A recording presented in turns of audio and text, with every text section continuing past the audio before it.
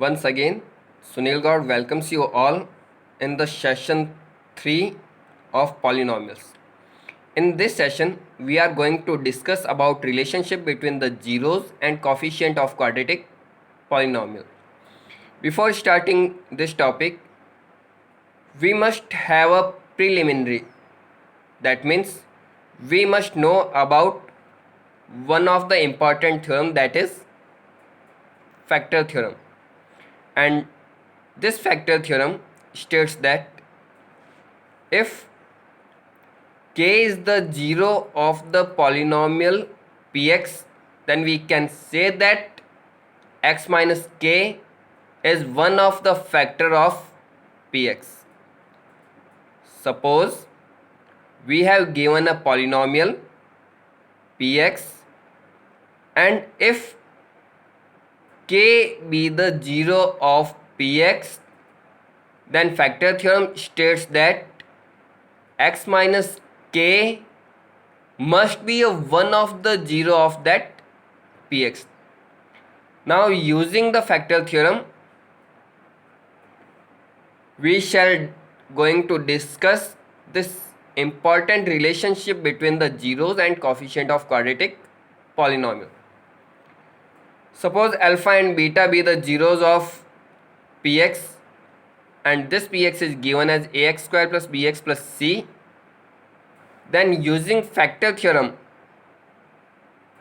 since alpha is the zero of this px, then x minus alpha must be the factor of px. It is also given that beta is the zero of this px. That's why x minus beta is also the one of the factor of px.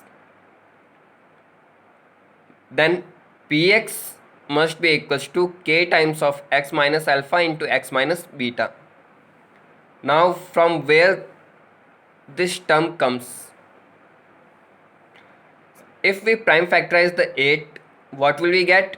2 into 2 into 2. That means first factor is 2, second factor is also 2, and third factor is also 2. And if we multiply all the factors, then what will we get? We get the 8. Similarly, here x minus alpha and x minus beta are the factors of this px. Then if we multiply x minus alpha by x minus beta, then we must get the value of px. Here k is any constant. It may be 2, half, anything else, but it can't be equals to 0. Then after putting the value of px, we get ax square plus bx plus c is equals to k times of x square minus alpha x minus beta x plus alpha beta.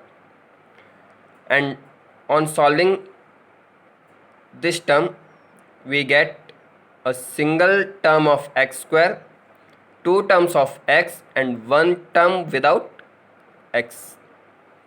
Now on solving these two terms, we get minus k times of alpha plus beta multiplied by x. Now on equating the left hand side with the right hand side, we get k equals to a. Why k equals to a? In the right hand side, the coefficient of x square is k. In the left hand side, the coefficient of x square is a. That's why k is equals to a. Similarly, if we equate the coefficient of x, we get k times of alpha plus beta is equals to minus b.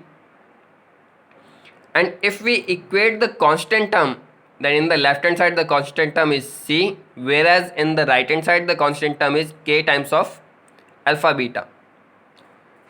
Now using first and second, we can say that alpha plus beta is equals to minus b by k, and the value of k is a. That's why alpha plus beta is equals to minus b by a. What is this? This is the sum of zeros, and the sum of zeros is equals to minus b by a. What is a? A is the coefficient of x square. What is b? B is the coefficient of x. That's why sum of zeros is equal to negative of coefficient of x divided by a, that means coefficient of x square. Now using first and third, we can say that alpha beta is equal to c by k and k is equals to a. That's why alpha beta is equals to c by a. And what is this? This is the product of zeros, and the product of zeros is equal to c by a.